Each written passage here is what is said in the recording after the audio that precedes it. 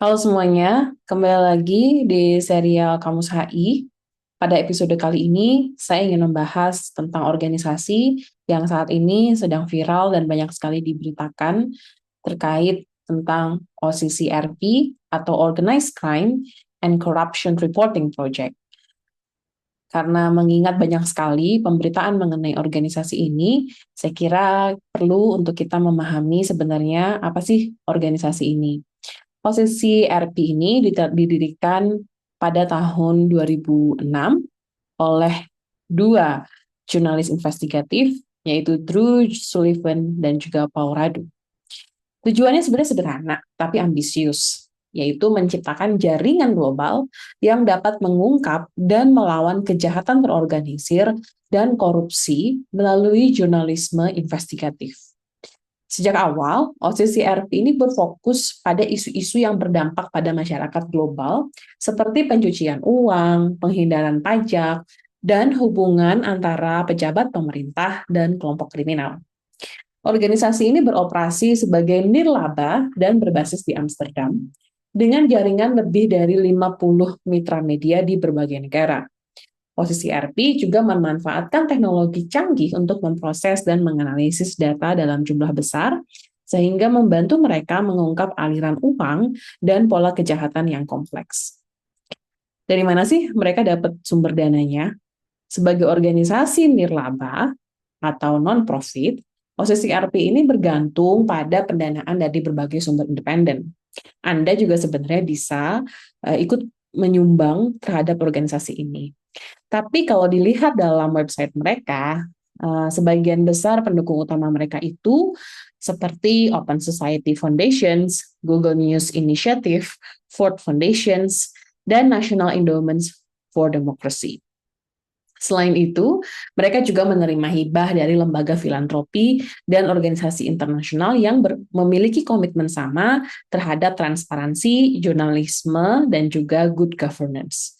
Pendanaan ini memastikan OCCRP dapat tetap independen dan fokus pada misi mereka untuk mengungkap kebenaran tanpa tekanan politik ataupun komersial. Lalu kira-kira bagaimana cara mereka bekerja? Sebenarnya secara umum, cara mereka bekerja ini bisa dibagi menjadi 4 langkah utama. Yang pertama itu kemitraan global, di mana OCCRP bekerja sama dengan media lokal, jurnalis, dan organisasi non-pemerintah untuk mendapatkan akses ke informasi yang sulit dijangkau. Kolaborasi ini memungkinkan mereka menangani kasus yang bersifat lintas batas negara. Lalu yang kedua juga pemanfaatan data. OCCRP menggunakan teknologi analitik untuk memproses dokumen seperti laporan keuangan, data perbankan, dan juga dokumen pemerintah. Contohnya adalah penggunaan database publik dan bocoran dokumen seperti Panama Papers. Lalu yang ketiga, melakukan investigasi mendalam. Tim OCCRP bekerja selama berbulan-bulan, bahkan bertahun-tahun untuk menggali fakta dan mewawancarai narasumber dan memverifikasi informasi. Lalu yang keempat, melalui publikasi dan dampak. Nah, dari hasil investigasi mereka ini, mereka publikasikan melalui website mereka, jaringan media global, dan seringkali setiap laporan mereka memicu reformasi, kontroversi, penyelidikan hukum lebih lanjut, ataupun protes publik. Ini adalah beberapa contoh laporan atau kalau boleh dibilang prestasi dari posisi RP. Yang pertama adalah Panama Papers. Di tahun 2016, OCCRP adalah salah satu mitra utama dalam investigasi besar ini, yang mengungkap jaringan perusahaan offshore yang digunakan untuk menghindari pajak. Lalu yang kedua, Russian Laundromat, sekitar 2014, di mana laporan ini mengungkap skema pencucian uang senilai 20 miliar US dollar dari Rusia melalui bank-bank di Moldova dan juga Latvia. Lalu yang ketiga, Azerbaijani Laundromat di tahun 2017, di mana investigasi ini menunjukkan bagaimana elit Azerbaijan menggunakan sistem keuangan global untuk mencuci uang dan menyuap pejabat asing. Nah, misalnya, bagaimana OCCRP melakukan investigasi? Contohnya bisa kita lihat dalam kasus Russian Laundromat. Dalam kasus ini, OCCRP menganalisis ribuan transaksi keuangan yang bocor. bekerja sama dengan bank-bank lokal, dan memanfaatkan data publik untuk mengidentifikasi pola aliran uang.